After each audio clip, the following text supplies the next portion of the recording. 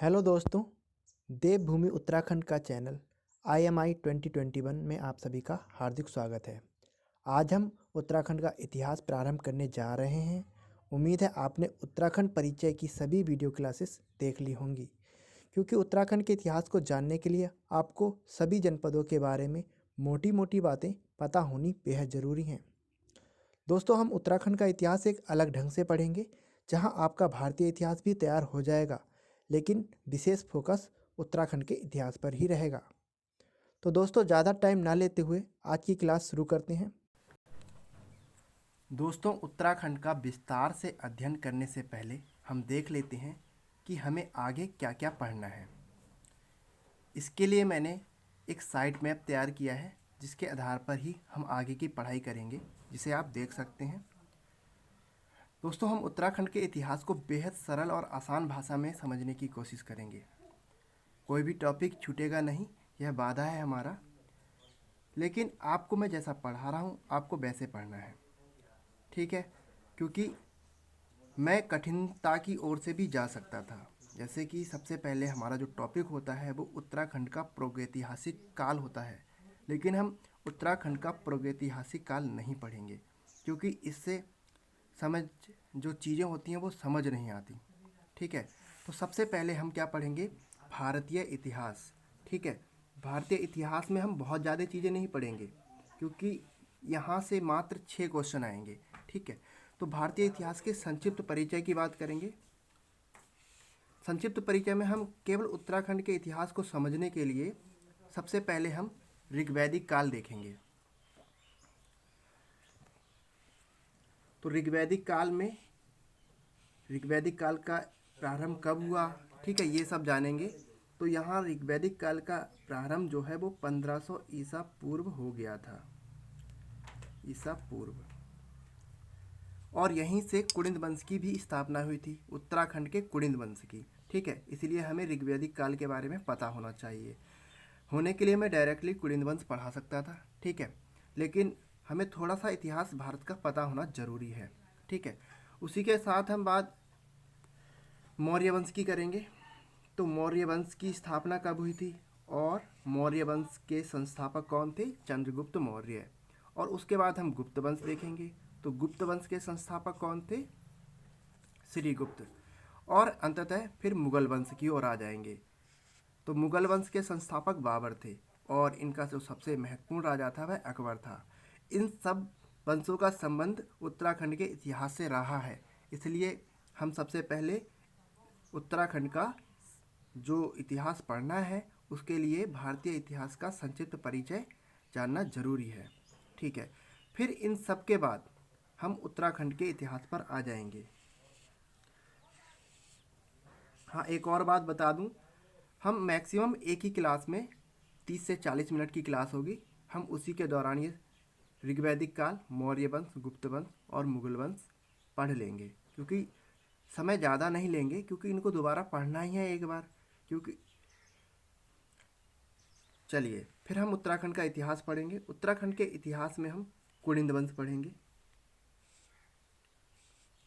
जो ऋग्वैदिक काल के दौरान स्टार्ट हो गया था। होने के लिए सबसे लंबा वंश है, ठीक है? उत्तराखंड का सबसे लंबा वंश है, क्योंकि यह लगभग 1500 ईसा पूर्व से लगभग गुप्त साम्राज्य के समय तक था, ठीक है? लेकिन इसका दबदबा और बोलबाला उतना नहीं था, जिस कारण इसका इतिहास भी नहीं मिलता है, ठीक है? इसे पहली राजनीतिक शक्ति कहा जाता है, उत्तराखंड की पहली राजनीतिक शक्ति कहा जाता है।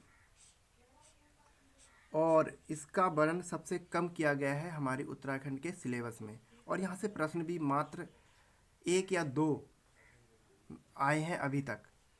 इसके बाद हमारा दूसरा प्रश्न, जो दूसरा टॉपिक रहेगा वो कत्यूरी वंश रहेगा। कत्यूरी वंश के संस्थापक वसंतन देव थे, ये एक महत्वपूर्ण टॉपिक है, ठीक है? फिर चंदवंश, सबसे महत्वपूर्ण टॉपिक। चंदवंश के इतिहास से लगभग 2 से 3 प्रश्न प्रतिवर्ष आते हैं, ठीक है? और चंदवंश के संस्थापक कौन थे? सोमचंद। यह लगभग 11वीं शताब्दी के आसपास आया था। फिर परमार वंश पढ़ेंगे। परमार वंश के संस्थापक कनकपाल थे। और उसके बाद हम उत्तरवर्ती परमार वंश भी पढ़ेंगे, क्योंकि एक समय के बाद परमार वंश मतलब गढ़वाल मंडल में गोरखाओं का शासन हो गया था। और फिर जो सुदर्शन शाह था, इसे उत्तरवर्ती परमार वंश का संस्थापक कहा जाता है। इसने ब्रिटिश सरकार की मदद से गोरखाओं को पराजित किया और नए वंश टिहरी वंश की स्थापना की थी। फिर जो पांचवा टॉपिक रहेगा हमारा गोरखा शासन। फिर जो छठा टॉपिक रहेगा ब्रिटिश शासन। ब्रिटिश शासन में हम पढ़ेंगे कौन कौन गवर्नर आए, ठीक है। जैसे कि पहला जो हमारा प्रथम कमिश्नर कहा जाता है, ठीक, तो वो गार्डनर थे। इसी के साथ ही हम इनके अतिरिक्त फिर जो हमारे जो बेहद कठिन टॉपिक है उत्तराखंड का प्रागैतिहासिक काल, ठीक है, यहाँ से भी 2 क्वेश्चन या 1 क्वेश्चन आता है, ठीक। फिर उत्तराखंड में भूमि बंदोबस्त, और फिर उत्तराखंड में सभी जनपद, वो भी विस्तार से।